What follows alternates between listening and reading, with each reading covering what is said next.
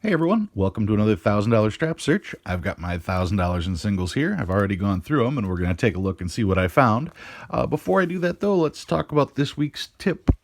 I went out and I picked up two different books. The Cherry Picker's Guide Volume 1 and the Cherry Picker's Guide Volume 2. The first one covers pennies, nickels, and dimes, and this Volume 2 covers quarters, half dollars, silver dollars, stuff like that. What the Cherry Picker's Guides are books that tell you about different variations in coins, different mint marks, different errors, and stuff like that. And I see so many of you guys coin roll hunting and just going through stuff as fast as possible, looking for silver or looking for a specific date, and passing up all of this valuable stuff. And there's a lot of money to be made in errors. So, I mean, while you're racing through that box of $250 dimes, hoping to find one dime worth a dollar if it's silver, you should consider looking for some of these mint marks. I'll get more into that in some of my upcoming videos, some of the hints that I use. But anyway, that's my hint for this week. Pick yourself up something about varieties if you're going to be doing coin roll hunting. That way you won't be passing up a fortune. So here's my 1,000 in singles. Get that out of the way. This week was kind of slim pickings. I was kind of disappointed, but can't win all the time. If you could, everybody'd be doing this. The first bill I got, take a look at this real close. Somebody got real happy with, it looks like a notary stamp. This is actually a texture on here. So it's like somebody was practicing using a notary stamp or something to that effect. I'm not saying this bill's worth anything. It's not. I just thought it was neat that I found a bill that was like that in there. This one will be going back into circulation. And like I said, I just try to show a little bit of everything that I find. Did find some trinaries. This one's 7s, 8s, and 9s. This one is 1s, 7s, and 8s. One away from a binary, but one away is not make it a binary. 1s, 3s, and 4s on this trinary. 5s, 7s, and 8s on this one. It's kind of rough shape. Probably going to go back. 0s, 2s, and 3s on this one. And then what do we got here? 3s, 5s, and 6s on this trinary. This one's also pretty rough. Probably going to go back in circulation. 2s, 3s, and 6s. 0s, 2s, and 3s. This one also one off of a binary. Maybe I'll keep that one. And 1s, 5s, and 8s. Another trinary in this one, 2s, 4s, and 8s. See, this is why I had a feeling that when I went through this batch that somebody else may have gone through these before, because the number of trinaries I got was huge, but the number of other things was very small. 1s, 2s, and 8s. This one is 0s, 3s, and 5s.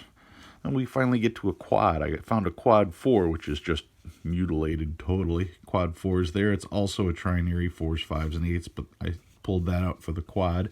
And yeah, it looks like it's been run over, so it'll probably be going back as well. Quad 3s on this particular note. Quad 2s with an interesting little mark there. Quad 4s.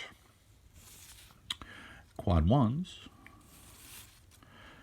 And quad 9s. Quad 9s again, and somebody wrote on this one, so that'll be going away. And the only star note I managed to find out of the whole bunch. That's it. One lonely star note. Didn't find any older bills. Like I said, sometimes you find neat stuff, sometimes you don't. For all I know, I may have been through these before. But yeah, can't win all the time. Anyway, that was what I found out of the $1,000 search. Most of you are probably wondering what I pulled out of my safety deposit box this week. So let's go ahead and get to that. What I've got here, this is a $10 bill from 1934. It's from the 1934A series. It's technically not from 1934. It's just from that series.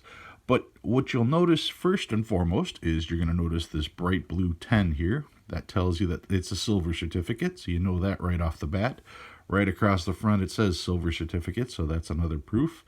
$10, let's see. This certifies there is on deposit in the Treasury of the United States of America $10 in silver payable to the bearer on demand. So that is a $10 silver certificate from 1934A.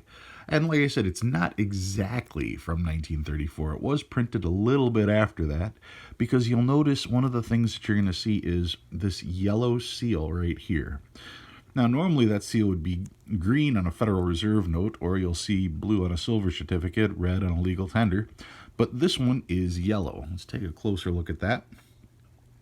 That yellow seal indicates this as what was known as an emergency note. This was a wartime emergency note. This note was from North Africa, believe it or not.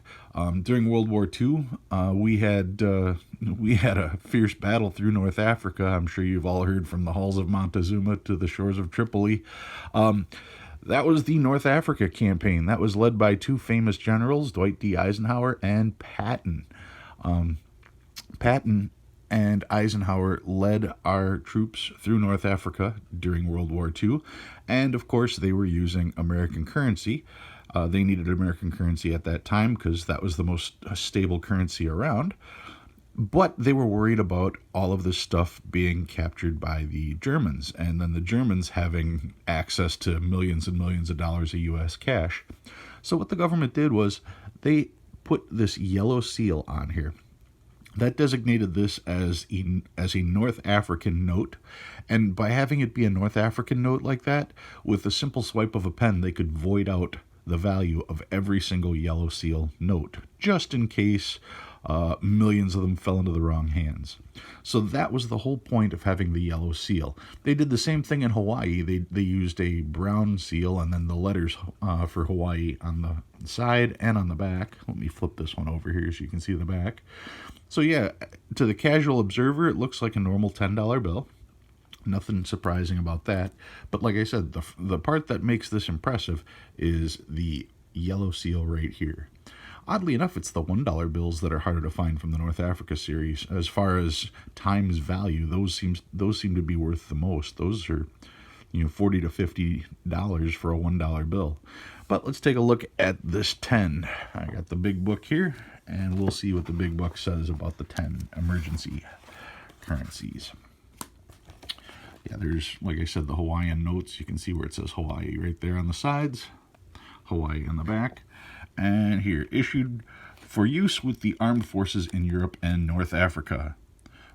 These notes are silver certificates with the signatures of Julian and Montague and with a yellow seal, not blue. You can see they made a 1, they made a 5, and they made a 10. And if I scroll down here to the bottom, my note is from the 34A series, so the number is 2309. They made a total of 21 million of them at the time. That's also including the star notes. And even in VG8, it's $40, $50. At 20, it goes up to 100. 40 is 100 and a quarter, all the way up to 750 for a gem 65 gem uncirculated. When I purchased this note, it was stickered as what was it? As about a 30. So if it was a 30 on the selling price, that would put it somewhere between $100 and $125. In comparison, look at some of those $1 notes. The $1 notes, the first two there, $35 for a $1 bill, and if it's a star note, it's $200. So yeah, almost the same price as the $10 bill. Pretty amazing stuff there. All right, guys, so that's my $10 emergency currency, $10 silver certificate from North Africa. That's what I've got for you this week. If you learned anything new, go ahead and hit that like button. If you like what you see and want to see more, go ahead and subscribe. Thanks for watching. I really appreciate you guys, and I read all your comments and try to respond to all of you guys. Thanks again. I'll see you next week.